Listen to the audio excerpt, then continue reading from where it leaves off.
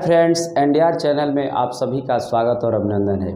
आज के वीडियो में हम मैथमेटिक्स के एक चैप्टर क्लियर करने वाले हैं जिसका नाम है साधारण ब्याज अर्थात सिंपल इंटरेस्ट। सिंपल इंटरेस्ट के किसी भी क्वेश्चन करने के लिए, किसी भी प्रकार के क्वेश्चन को हल करने के लिए ये आज का वीडियो काफ़ी है। अगर इसको लास्ट तक देख लीजिए तो लास्ट तक बने रहिए। इस चैप्टर में सबसे पहले हम समझने की कोशिश करेंगे कि ब्याज क्या है। ठीक है, ब्याज अर्थात इंटरेस्ट।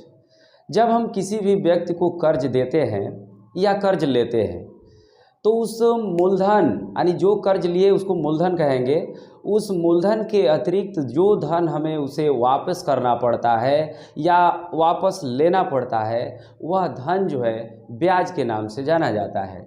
जैसे किसी से 5,000 रुपये आप कर्ज लिए और समय की समाप्ति पर उसे 5,200 रुपये वापस कर रहे हैं, तो ये 200 रुपये जो अतिरिक्त दिख रही है इसे बोलते हैं ब्याज।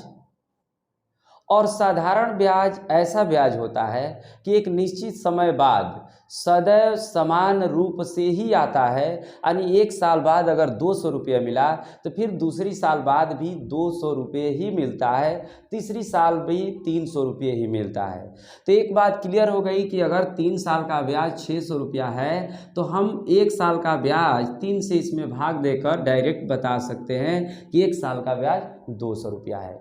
चूँकि मैं ऐसा इसलिए बता रहा हूँ क्योंकि ब्याज दो तरह का होता है, साधारण ब्याज और चक्रवृद्धि ब्याज। साधारण ब्याज में आदमी केवल अपने कर्ज का ही पैसा देता रहता है ब्याज, जबकि चक्रवृद्धि ब्याज में एक साल बाद अगर ब्याज 200 रुपया बन गया तो अगली साल उस 200 रुपये का भी ब्याज मांगा जाता है। अर्थात ब्याज का ब्याज जब लगने लगता है तो उसको कहते हैं हम चक्रवृद्धि ब्याज। तो यहाँ पर चक्रवृद्धि ब्याज की बिल्कुल बात नहीं हो रही है, केवल साधारण ब्याज के बारे में पढ़ना है। तो अच्छा, आप समझ गए होंगे कि साधारण ब्याज हर साल निश्चित रूप से आता है, वो कभी कम बेसी नहीं हो सकता। तो ब्याज के बाद जो है इसमें आपकी टॉपिक आ जाती है मूलधन। तो मूलधन जो है वह धन होता है जो हम सर्वप्रथम किसी को कर्ज देते हैं या लेते हैं, इसको प्रिंसिपल बोलते हैं, इसलिए इसे पी से रिप्रेजेंट करते हैं।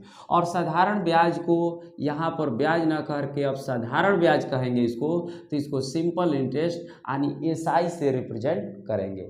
ठीक है, इसके बाद से मूलधन के बाद से तीसरी इसमें चीज़ आ जाती है दर। दर एक शर्त होता है। दर क्या होता है? एक शर्त होता है जिस शर्त पर लोग कर्ज दिया करते हैं। जैसे मैं बता रहा हूँ कि एक कर्ज देने की दर है 10% वार्षिक। तो इसका मतलब हुआ कि 100 रुपये अगर एक वर्ष के लिए कर्ज दिया जाए तो उसका 10 रुपया जो है इंटरेस्ट बनेगा। ठीक है, तो दर एक शर्त है जिसको R% वार्षिक से डिनोट किया जाता है इस साधारण ब्याज में, R% वार्षिक। ठीक है, इसके बाद से एक इसमें टॉपिक आ जाती है समय। अगर किसी को कर्ज आप देते हैं तो समय का भी निर्धारण कर लेना चाहिए, नहीं तो समय अगर तय नहीं करेंगे तो कर्ज लेने वाला व्यक्ति आपका धन हो सकता है कि न दे। अगर वही धन 2 साल बाद 5% पर लिया हो, मार्केट में 10% चलने लगा तो पैसा दूसरे को कर्ज दे देगा और 10% इनकम करके उसमें से 5% आपको देगा, 5% अपने पास रखेगा। इसलिए किसी को भी कर्ज दीजिए तो समय का निर्धारण जरूर कर दीजिए कि मैं 2 साल के लिए दे रहा हूँ, 3 साल के लिए दे रहा हूँ। अगर लंबे समय तक देना है तो उसमें कंडीशन रखिए कि मैं 2 साल के लिए 5% दे रहा हूँ, उसके बाद अगर 2 साल रखते हैं तो 7% लूँगा, उसके बाद अगर 4 साल रखते हैं तो 10% मैं रखूँगा। ऐसा कंडीशन रख लेना चाहिए। तो इस तरह से ब्याज, मूलधन, दर और समय इस चैप्टर के अभिन्न अंग है।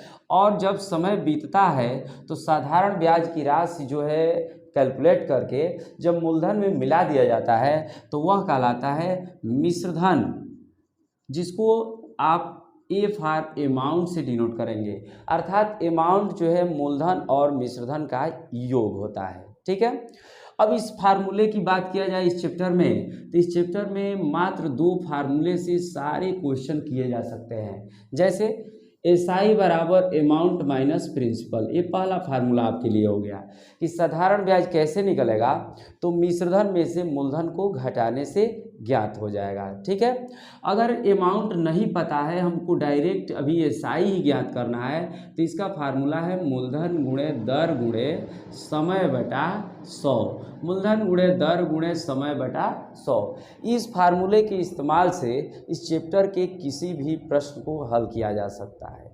अगर सपोज दैट किसी प्रश्न में रेट 2 बार दिया हुआ है, तो हो सकता है इस फार्मूले को 2 बार इस्तेमाल आपको करना पड़े, और इस प्रकार 2 इक्वेशन बन जाएगा। पहले इक्वेशन से कुछ वैल्यू निकाल कर दूसरे इक्वेशन में रख देने से वो प्रश्न सॉल्व हो जाएगा। तो इतना कॉन्फिडेंस के साथ रखिए याद कि इस चैप्टर को हम मात्र ये 2 फार्मूले के माध्यम से हल कर सकते हैं। ठीक है, अगर इतनी बात समझ में आ गई है तो एक क्वेश्चन आपको अभी हल करके मैं दिखा रहा हूँ। देखिए कितनी नॉर्मल जो है क्वेश्चंस होते हैं। जैसे मान लीजिए कोई आदमी 5,000 रुपये कर्ज लेता है। 5,000 रुपये की राशि पर 5% वार्षिक साधारण ब्याज की दर से, साधारण ब्याज की दर से 3 वर्षों का साधारण ब्याज क्या होगा, साधारण ब्याज क्या होगा। एकदम नॉर्मल क्वेश्चन मैं आप लोगों को पहले बताने का कोशिश कर रहा हूँ कि क्वेश्चन आप खुद भी सॉल्व कर सकते हैं। देखिए एसआई पूछा है, साधारण ब्याज, एसआई बराबर मूलधन हमको पहचान में आ जा रही है 5,000, दर आपका 5 दिख रहा है, समय 3 दिख रहा है, बटा में 100। कैलकुलेटर करेंगे, 5 × 15 = 75। आप देख सकते हैं 5,000 रुपये का 3 वर्ष का साधारण ब्याज आया है 750 रुपया। तो मैं आज कंसेप्ट आप लोगों को ये क्लियर किया हूँ। अब जो है इसमें जो कॉम्पिटिटिव क्वेश्चन, ट्रिकी क्वेश्चन बनाए गए हैं, उस क्वेश्चन को आप देखना चाहते हैं, करना चाहते हैं, तो नेक्स्ट वीडियो को ज़रूर देखिएगा। मैं नेक्स्ट वीडियो में एक एक क्वेश्चन का जो है ट्रिक और कॉन्सेप्ट क्लियर करते हुए ले चलेंगे। ठीक है, तो इसी के साथ इजाज़त दीजिए। धन्यवाद।